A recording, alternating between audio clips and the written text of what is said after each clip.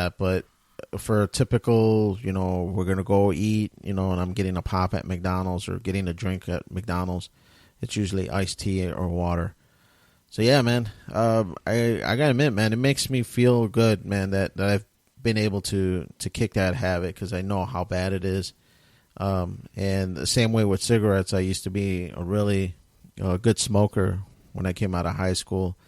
Bad habit that I started, and I was a pretty good smoker, man. I smoked a pack and a half, maybe 2 at the worst a day. And it was a bad, expensive habit, and it'd probably be even more expensive nowadays, where cigarettes back then you could get a whole carton for, like $30. Now it's like 100 and change. So, yeah, man, I'm definitely glad I was able to kick both those habits. And yeah, smokers now, that shit's expensive. I don't know if I told this story here. When I first started drinking or smoking regularly, I could buy a pack of cigarettes for $1.90. This is like in 95, 96. Like you said, you can buy a carton, you get it for like $30, $20, right? Like 25, 30 bucks. Yep. And then slowly it just got over. I mean, I think a couple of years ago, I went and bought a pack of smokes for this party in Cook County. It was like fucking $11. It was ridiculous. I'm like, how can people afford to smoke nowadays? Like, it used to be like cheap, now it's so expensive. Yeah, man. Yeah, that's a habit that I don't know how people can maintain. Just dropping $100 when we smoke 2 packs a day, right? 7 times it by 7 days in a week. Oh, man, that's a lot of money, it's fucking man. $240. That's a lot of money. 140, yeah. So think about that, yeah. So it's $20, 5 days. That's $100. Yeah, so $140. That's a lot of fucking money for smoking for a bad habit, And let's say somebody gets paid half decent. In a week's check, you probably pull like $500. Maybe $1,000 if you're really getting paid well. There goes like 10% of your pay just to smoke, dude. And it's like, man, that's ridiculous, man. I would rather put that money in like a bank account for your kids or something else. Like all that money you're gonna pour into that. I'd rather go gamble it than give that much to cigarettes. But yeah, it's that's great advice, man. Let's try quitting pop, and then the money that you would spend on pop, we'll put it into a savings account for your kid. No, man. It's nowhere near what forget your kid. Is. All right, cool, man. Forget that kid, man. Go to community college, kid. Go to JUCO, man. A lot of quality people. A lot of people didn't even graduate from college and they're billionaires, so it's all right, man. That's all right. Yeah, no, cool, man. Don't get into student debt. No, that's for sure. But no, man, I understand that, man. I understand that it gets frustrating when people keep telling you over and over again. And maybe in your eyes you don't see it as that bad, but it is definitely. No, I know it's bad. I don't care. I want my pop. Yeah. Well, no, that's what all people with addicts say. Like gamblers and I ain't no fucking addict, man. Shit. That's what it is, man. I don't want to quit. Yeah, I can quit right now if I want to, man. That's what it's called. It's called an addiction because you have no control over quitting. That's what. That's the. I can stop right now if I want to, but I don't want to. Let me find the definition really quick nobody here, man. Nobody needs to search that definition. Let's see, addict. So you saying all fat people are addicted, man, to food or something? Damn right, man. They don't want to stop them whoppers. whoppers. That was Daniel Corral at Hollywood, whatever his Twitter handle is. The fact or condition of being addicted to a particular substance, thing, or activity. Oh man, I'm addicted to a lot of things in the bedroom. What does that mean? That means I'm an addict? So it's the inability to be able to stop something that you like or something that you like to do, and you're unable to stop it. That's what an addiction is. So if you're unable to stop drinking pop, that's fine. You don't want to. I just told you I stopped like a couple years ago. I stopped for a month, man. Yeah. Okay, good. I just proved you I ain't no addict. I'm just saying, if you change the substance from pop to like alcoholism, and you have an alcoholic that drinks alcohol all day, and he's like, "Yeah, I stopped for a month," he's still an addict, dude. He stopped, man. It's still an addiction. But let's regress. He might have been pissed off that month, but he didn't drink for a month. That means he's not an alcoholic. Well, let's regress and go back, man. It's something that you're tired of people telling you that it's not good. And I can hear that. I understand that. You know, there's certainly worse things that you can be addicted to. But yeah, pop being one, you know, it's cool, man. It's cool to be weak. Man, I ain't weak, man. I told you I stop when it's I cool, want. Man. I choose not to, man. I don't judge, man. That it's sounds cool. Like you hating and judging I real don't judge. hard right there, man. You know, I myself, I couldn't mind a good pop every now and then as well, but I don't do it because I know it's you bad. have a passion for judging people, Dan. That's your passion. I do got a good passion, yeah, for sure. You love to hate on people, man, who do good and when they're doing bad stuff like drinking pop, man. It's good, man. It's good, man. Drink pop. It's good for you, man. You want a happy ending here or you want a grumpy ending? Don't you want those killer intros I've been doing the last couple of weeks? Yeah, man. That's pop made me do that, man. All right, man. All right. It's cool, man. I give you a pass. That's good, man. I love you, Coca-Cola. Send the cases of pop to my house. There you go, man. Now you're talking, man. That's what I could work with, man. I could work with some money. You get sponsors up in here and you shitting on them, man. You send me some money, man, I'll say anything is good, man. It's not addictive. There you go. Danny's going to be that doctor with a cigarette. Smoking's cool. Don't worry, man. It's healthy for you as he puffs away like in the 50s and shit. Yeah, for sure, man. The other thing that you were up to, Andy, that you mentioned when we were walking in is you watched that 30 for 30 on the XFL, man. I myself, I kind of heard about it, and it seems really interesting. What's your take on it, man? Did you like it, man? And was it a good documentary? It was by SportsCenter? Yeah, ESPN does ESPN, it. yeah. Charlie Ebersol directed it. That's the son of Dick Ebersol, the guy who created Saturday Night Live. He was the president of NBC Sports. So Saturday Night's Main Event, too. Yeah, he worked with Vince. That's how they became friends, because of Saturday Night's Main Event. Yeah, so they have a long history.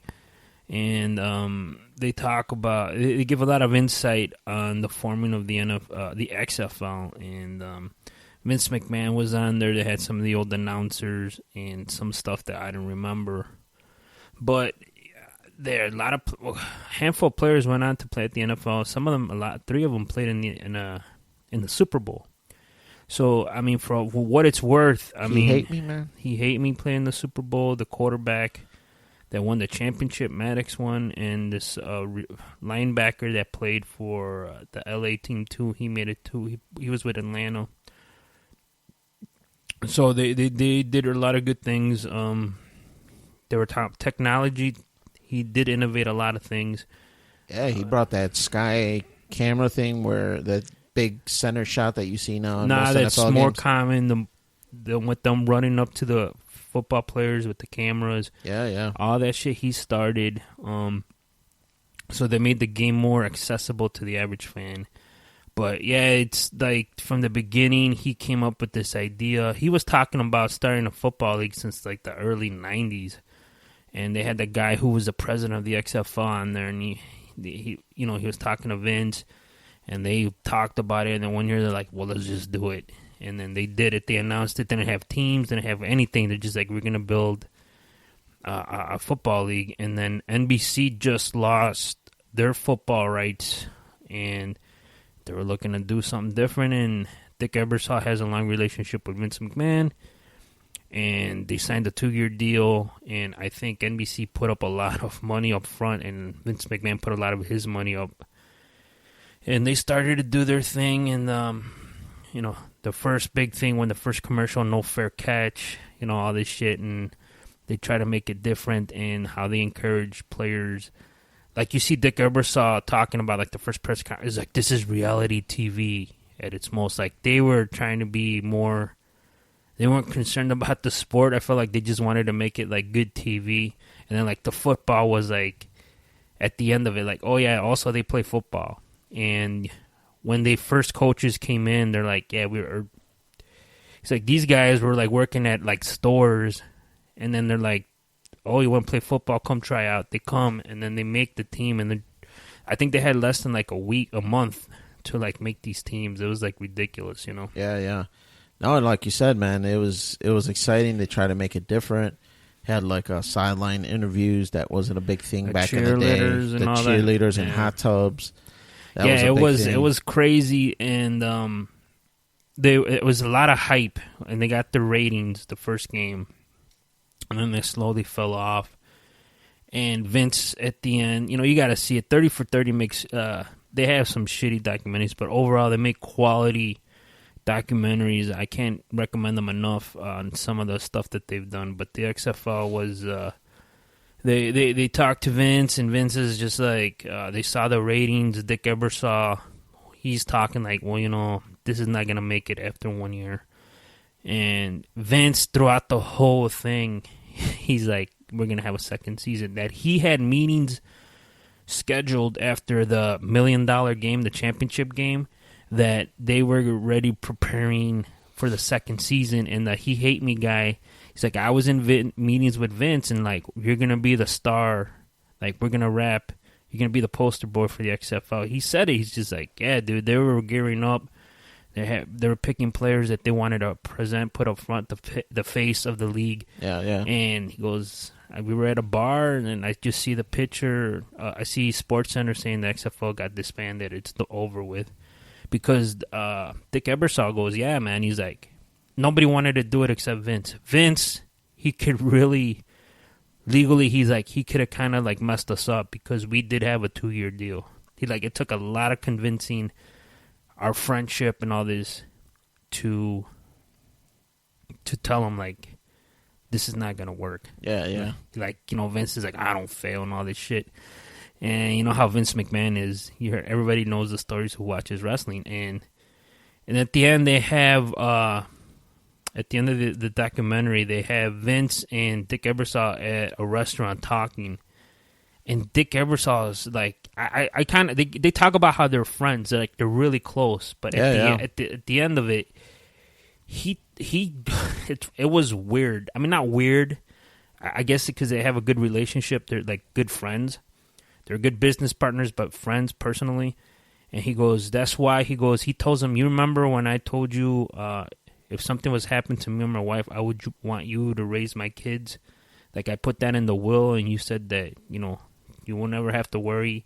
Like, dude, that was like some revealing shit that he just said out there. And he goes, Vince, he goes, I love you I love you, Vince McMahon. And I'm just like, I don't know if this is fake or what's that. And Vince is like, he started getting emotional, dude. I'm just like, man, I don't know what the hell's going on here, but obviously, they're like really close. They have a really close. I didn't know it was that close, and because you always wondered why Vince always stuck with NBC. Well, it was because obviously what you see now with his wrestling and all that other shit was because of Dick Ebersol. They have like a really, really, really close relationship. Yeah, who's the producer that made the documentary? Dick Ebersol's son, right? Charlie Ebersol. Charlie, yeah. Well, Charlie, in an interview that I heard, he said something to that effect, that he's like, when I was growing up, he's like, Vince McMahon was like my second dad. He's like, he was always over at the house. We were always together, ever since, Saturday night's main events, since they were working on that. And then when they worked on the XFL, they got even closer because it was the dad and Vince McMahon together all the time, working to make it work. So yeah, man, I heard a podcast on the documentary and the making of it, of the 30 for 30 XFL, and it sounded very intriguing, like you said. So I'm anxious to see it, but as I alluded earlier, I don't have cable, so I'm gonna have to see if I could download it and watch it. Yeah, you gotta watch it. They have Jerry Jones, and he's like, yeah, we took a lot of the ideas once the league folded. Like, we copied them. Like, he just says out, like, yeah, we took all their stuff that we liked on the TV side, and we did it. That's all because of that. Yeah. And Vince McMahon goes, yeah, I know they took everything we created, and they're doing it right now. And he goes, then they had the guy from Bob Costas, and he was just like, oh, this was just, it was doomed to fail, It wasn't, it was just, they were too pompous and stuff. Like, he was just being a dick, and like, I think he just didn't like Vince McMahon because, he came from, how people feel about wrestling, it's just like, it's beneath me, lowbrow entertainment. And he was, being like an elitist, like, yeah, this wasn't going to work, these guys. He's just taking advantage of people and putting it on TV with them, with the kickoff or whatever. Remember that? For the coin toss, they go running and like people were getting hurt and all this shit. And he was just like, this is lowbrow, and he goes, it was just like, it was